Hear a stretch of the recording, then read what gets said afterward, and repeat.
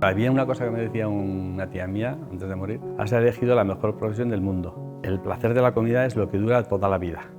O sea, tienes un gran futuro. La gastronomía es que no para, es que es constante. Son miles de personas o millones pensando cada día algo, ¿no? Y cada día algo. Y como hoy tenemos la ventaja, que es una suerte también, ¿no?, que la gente no se esconde, cuando hace algo bien, lo publica. Evoluciona tan rápido y hay un mix de culturas que se mezclan y se adaptan. Es una evolución constante. ¿Hasta cuándo? Pues el día que crea que sé, ya estoy muerto. Ayudas en la tecnología y ahí hay maquinaria súper sensible para saber absolutamente todo, y entonces la rapidez todavía se acentúa. Dices, si antes era divertido, pues ahora el saber el bien y el mal, pues es como la medicina, dices, oye, esto. Y entonces te traslada todavía a una velocidad más ágil y más rápida, ¿no?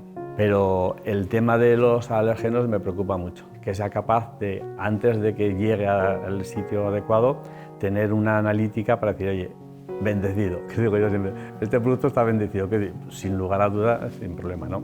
Me molesta el tener tantos años, no por los años, sino para decir que se me está acabando el carrete, ¿no? Y me gustaría ser más joven para hacer más cosas, y entonces eso me produce a veces cierta frustración.